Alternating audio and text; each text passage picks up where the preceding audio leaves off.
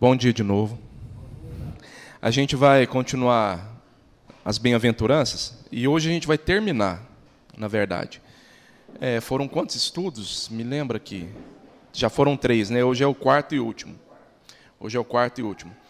Então, vamos ler o texto novamente, só para a gente lembrar aqui, fazer uma recapitulação rápida, para a gente seguir em frente. Mateus 5, versículo 1. Vendo Jesus as multidões, subiu ao monte e, como se assentasse, aproximaram-se os seus discípulos.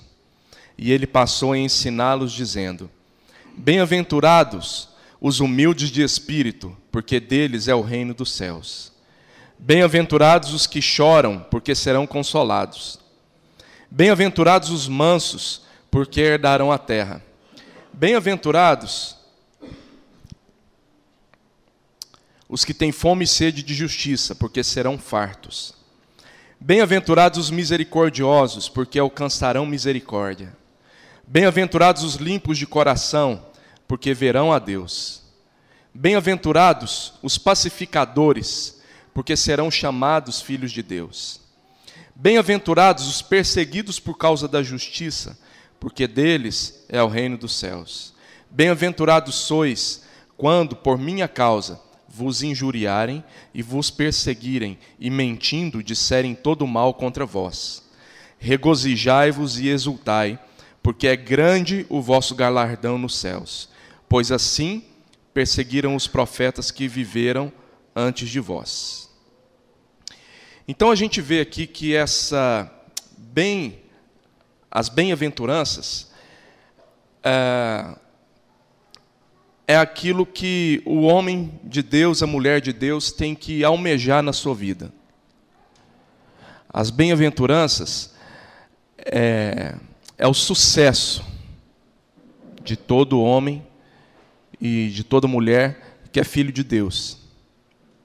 Todo aquele que nasceu de novo tem que viver e buscar a felicidade baseado nessas coisas aqui. Baseado nesses ensinamentos que Jesus trouxe para a gente. Não segundo os padrões desse mundo. Não segundo aquilo que o mundo mostra para a gente que é felicidade. Depois, para a gente recapitular bem, vocês vão lá no YouTube e escutem os estudos antigos sobre as bem-aventuranças, os 3 últimos, que a gente detalha melhor isso aí. Hoje eu estou dando só uma recapitulada rápida. Então, quanto mais a gente cumpre essas bem-aventuranças, mais perto de ser como Cristo a gente fica. Porque essas bem-aventuranças aqui, elas refletem o caráter de Cristo. Elas refletem como Cristo é, e isso é uma caminhada cristã. É um processo na vida do cristão, que parte do princípio onde eu reconheço a minha miséria. E chega num ponto de que eu sou bem-aventurado se eu sou perseguido. Então tem todo um caminho a percorrer, tem todo um processo de entendimento, de mudança de entendimento, de mudança de coração, de mudança de atitudes. Então hoje a gente vai tratar das 2 últimas bem-aventuranças. A primeira que a gente vai tratar hoje é bem-aventurados os pacificadores, porque serão chamados filhos de Deus. O que é um pacificador? Pode falar. Eu estou aqui atrás, eu não sei porquê, mas é que impede a guerra, impede o atrito, né? Que onde existe guerra, a pessoa leva paz, não é? Isso é um pacificador. Então a gente pensa que nesse mundo a gente passa por aflição, mas Cristo mandou a gente ter bom ânimo. Sabe, a paz é fruto do Espírito Santo nas nossas vidas. A gente não consegue ter paz por nós mesmos. Mas isso tem que ser um fruto do Espírito na nossa vida. Vamos começar a falar de paz em nós mesmos? Sabe aquele momento de paz quando a gente está atravessando uma guerra? Não parece tão paradoxo, né? Contraditório? Ter paz em meio à guerra, mas é isso que Deus quer da gente. Deus quer que a gente tenha paz em fé. Quando a gente passa por tribulação. Quando a gente passa por um momento de guerra. Quando a tormenta está forte, quando o barco vai afundar. Deus quer que a gente tenha paz. E essa paz é saber que está tudo bem. É saber que está tudo certo. É saber que por mais que o barco afunde ou beba muita água, Deus está comigo. É saber se igual Paulo, depois eu agarrar numa tábua e chegar numa ilha e uma cobra me picar, Deus está comigo. E ainda assim ser bênção na vida das pessoas. Então Deus, Ele está no controle da tormenta. Ele está no controle da tempestade. Deus, Ele está no controle da adversidade. O regente dessa orquestra que se chama deserto na nossa vida é Deus. Nossa, mas é, Enoque? É. O regente da provação, da tempestade, é Deus. Ele que manda, desmanda, permite, não permite, dá o livramento, não dá o livramento. No momento que a gente quer. É Deus. E a paz, que é fruto do Espírito Santo, é saber e ter a fé de que Deus está no controle de todas as coisas. E que mesmo em meio à guerra, em meio à tormenta, mesmo que eu morra, é Deus que está comigo. É Deus que permitiu. Paz é isso. Sabe, e isso, naturalmente a gente não tem. Naturalmente eu não tenho. Dificilmente alguém tem. Isso é baseado na fé, isso é baseado em conhecer a Deus, é baseado em saber os planos de Deus, é saber que Deus continua sendo bom, é saber que tudo vai dar certo, mesmo que eu morra.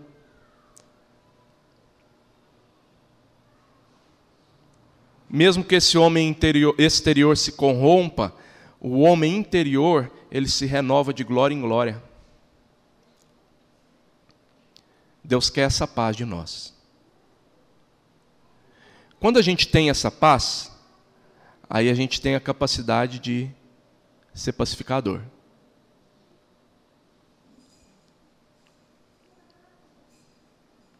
A gente tem a capacidade de olhar para a vida de uma pessoa que muitas vezes está em guerra, está em provação, está numa tribulação, e chegar nesse irmão e falar: olha, vai dar certo.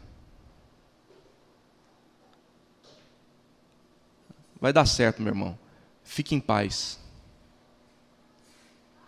Fique em paz. Porque o Deus que eu sirvo, Ele está no controle dessa situação. Então eu imagino que pacificador seja isso. Agora trazendo um pouco aqui, mais para uma realidade assim, de levar a paz mesmo, né, onde há guerra. Você vê duas pessoas brigando, você vai lá e pacifica. Separa, aparta a briga. Tem gente que fomenta a briga, que põe lenha na fogueira. Isso não é pacificar. Isso é trazer mais guerra. É trazer mais inimizade. E lá em Provérbios, eu acho, diz que aquele que separa amigos íntimos é abominação para Deus.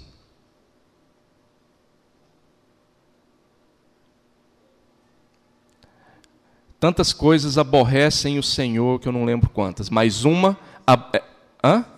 7 coisas aborrece o Senhor. O Senhor fica bravo, aborrecido. Mas uma é abominação para Ele. O que é abominação para Deus? É separar amigos.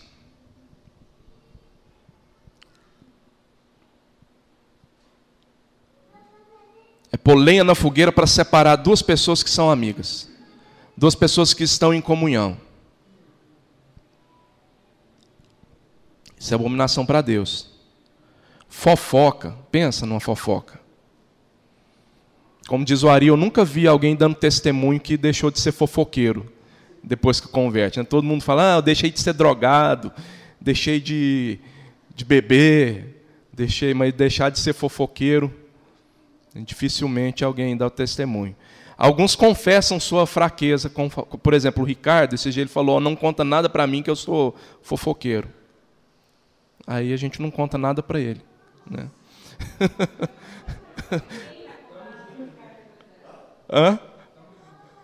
Então, gente, aí faz aqueles grupos de intercessão. Vamos orar. Ô, irmão, vamos orar aqui pela vida do irmão. Sabe o que aconteceu? Fofoca gospel. Sabe o que aconteceu? Vou te contar, mas olha, eu estou te contando para a gente orar, viu? Tá bom? Não conta para ninguém, tá bom? Tá bom. E aí vira fofoca. Sabe, a gente tem a tendência para fazer essas coisas. A gente tem a tendência de levar guerra e de, sabe, fazer tempestade em copo d'água e aumentar as coisas. Deus não se agrada disso. Para quê? Para a gente se sentir melhor? Quando a gente chega para uma pessoa, olha, fulano, vamos orar pela vida dele porque ele está com um pecado, uma situação assim. Eu me sinto bem fazendo isso, porque ele é pecador e eu não.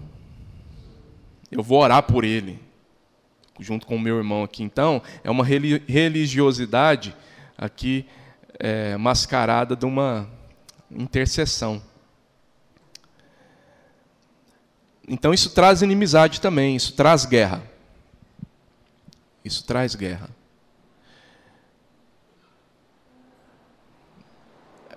A gente ter o tato para falar com os nossos filhos. Às vezes estão nervosos. A gente vai e provoca mais ira neles. A palavra de Deus diz, olha, pais, não provoquem ira nos seus filhos.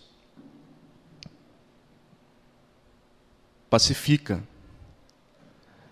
Às vezes a gente está numa discussão com a nossa esposa e a gente sabe muito bem aquilo que vai tirar a paz dela.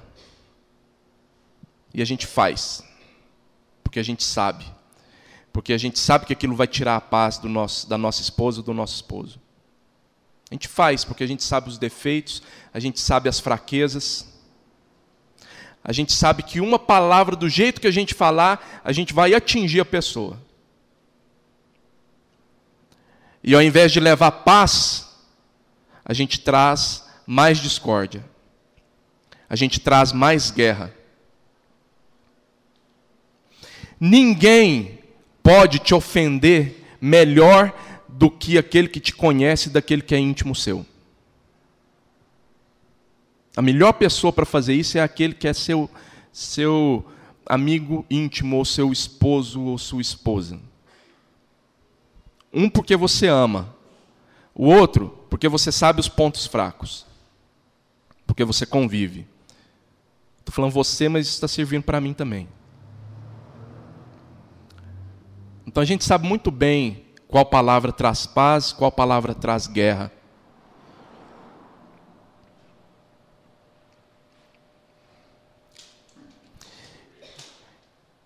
Estou falando que a gente não deve brigar, discutir? Não estou falando isso, porque sentar e discutir a relação é bom. Né? É bom. Sentar e discutir a relação é bom. DR é bom. Mas A questão é a seguinte, é como você vai conduzir essa DR. Você vai conduzir ela para botar mais lenha na fogueira, ou você vai conduzir a DR para apaziguar, para pacificar? Para demonstrar amor, para demonstrar graça, para demonstrar perdão. O que Cristo faria com a sua igreja? O que Cristo faria com a sua noiva?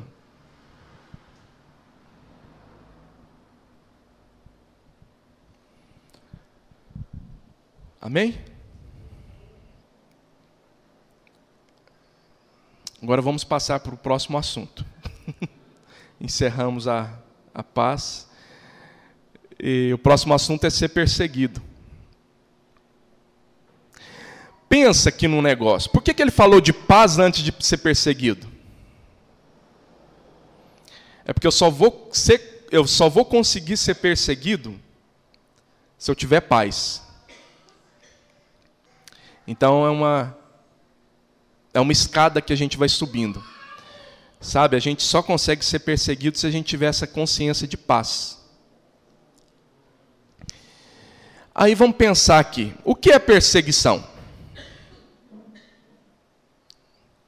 O que é perseguição? Perseguidos por causa do meu nome, não é? Perseguidos por causa de Cristo. A gente aqui no Brasil é muito mole, muito mimimi, muito chorão, sabe?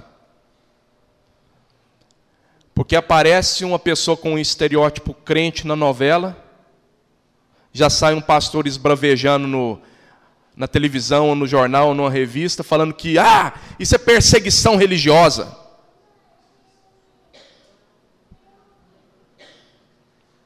Gente, perseguição religiosa é quando o governo não deixa você ter liberdade de culto. É quando um grupo radical invade a sua igreja durante o culto e bota fogo na igreja com todo mundo lá dentro e todo mundo morre carbonizado. Isso é perseguição religiosa. Perseguição religiosa, você vai negar a Cristo? Não. Você não vai negar a Cristo? Não. Ele é meu Senhor. Então tá, vou jogar você e sua família para os leões comer. Na cova dos leões. Quantos cristãos foram mortos em cova de leões? E quantos cristãos foram torturados? Quantos cristãos foram mortos? Isso é perseguição. Nós vivemos numa realidade, gente, onde a gente não é perseguido. Numa boa, sim. Estou falando. A gente não é perseguido. A gente não sabe o que é perseguição. Por causa do Evangelho. A gente não sabe. A gente não sabe o que é ter um filho degolado porque ele aceitou Jesus. A gente não sabe o que é ser expulso de casa porque a gente se converteu. E o pai expulsou a gente de casa. Isso acontece muito. Não aqui no Brasil. Aqui nosso estado é laico, a gente tem a liberdade de culto. Mas, por um outro lado, eu vejo uma perseguição sobre a igreja evangélica e sobre os evangélicos, não por causa do nome de Cristo, mas é por causa da pisada na bola que os crentes dão. Sabe? É muito triste falar isso, mas eu tenho vergonha, assim, da bancada evangélica. Porque eles estão lá para cumprir os seus próprios interesses políticos, religiosos e morais. Eles não estão ali para defender o Evangelho. Eles não estão ali para defender Cristo e pregar Cristo. Eles estão ali para defender a si próprios e os seus interesses, sua moral e sua religião. E aí, aquele que deveria ser perseguido por causa do amor de Cristo, começa a perseguir quem é diferente. Começa a menosprezar quem é diferente. Ao invés da gente levar paz, levar o evangelho, não, a gente leva condenação. A gente leva perseguição. Gente, parece que o cristianismo fez tudo errado. Você pensa, começou nas cruzadas. O pessoal saía para pregar e acabava que matava em nome de Cristo, matava em nome de Deus. É por isso que os muçulmanos odeiam os cristãos, eu imagino. Porque os cristãos já perseguiram muito os muçulmanos. Entende? Então, gente, eu estava lendo uma estatística aqui.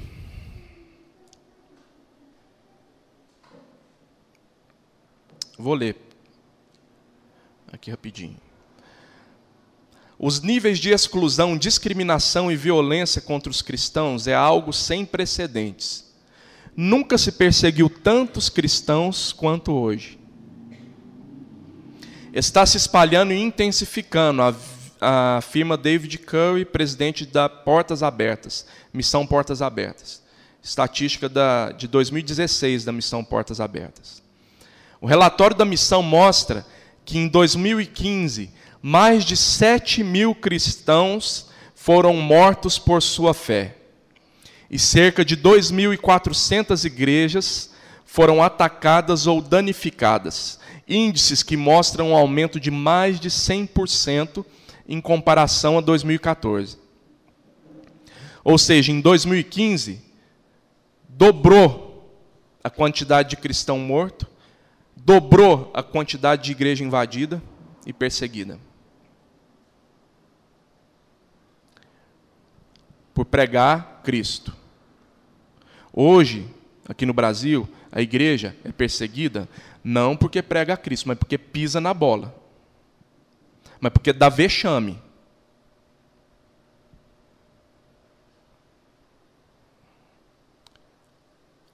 O fulano é crente? É crente. Não, então não faz negócio com ele, não. Ser crente hoje é sinônimo de ser desonesto. É sinônimo de fazer cambalacho, falcatruas, sabe? De não cumprir com a sua palavra. É triste falar isso, mas é.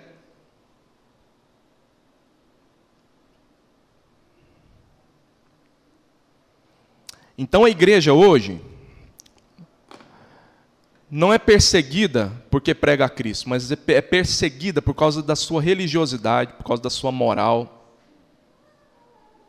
por causa dos seus costumes religiosos, por causa da sua cultura gospel, por causa do seu estereótipo crente. Mas ser perseguido porque ama Cristo, eu não vejo isso aqui no Brasil, não, sinceramente. Voltando aqui na missão Portas Abertas, a Coreia do Norte aparece novamente em primeiro lugar no ranking. São 14 anos seguidos como o país em que simplesmente ser cristão pode custar a vida. Já pensou se amar a Cristo e pregar a Cristo custasse a sua vida? Quantos estariam aqui hoje? Quantos professariam a fé?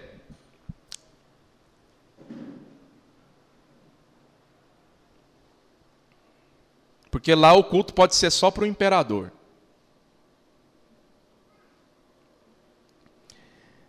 Em segundo lugar está o Iraque, dominado nos últimos anos pelos extremistas do Estado Islâmico, que também atuam na Síria. A Síria é o 5º lugar na lista de perseguição. E ali, gente, vocês já viram os vídeos no YouTube. Lá eles matam mesmo. Degola com faca cega. Para a pessoa sofrer mais. Bota numa jaula e queima.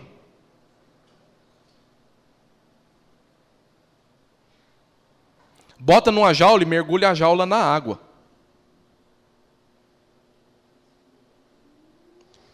Sabe? Então a gente é muito chorão. A gente é muito mimimi. A alma farta pisa os favos de mel. Às vezes por isso que o evangelho nesse país aqui está essa pouca vergonha que está.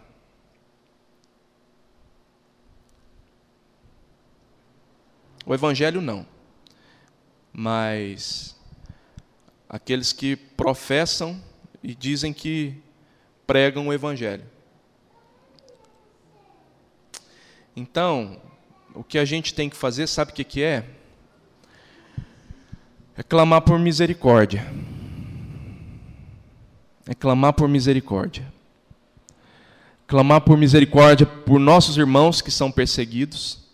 Agradecer a Deus pela vida boa que a gente tem. E aproveitar que a gente tem uma vida boa.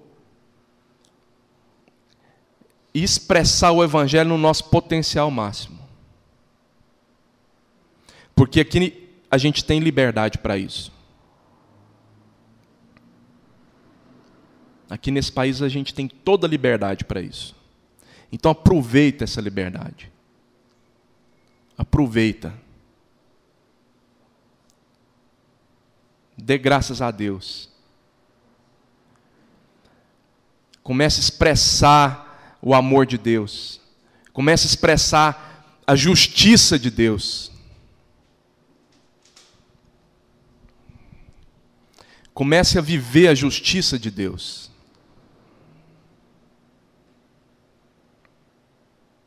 Aí, se a gente for perseguido por causa disso, por causa da justiça, por causa do evangelho, aí nosso galardão vai ser maior.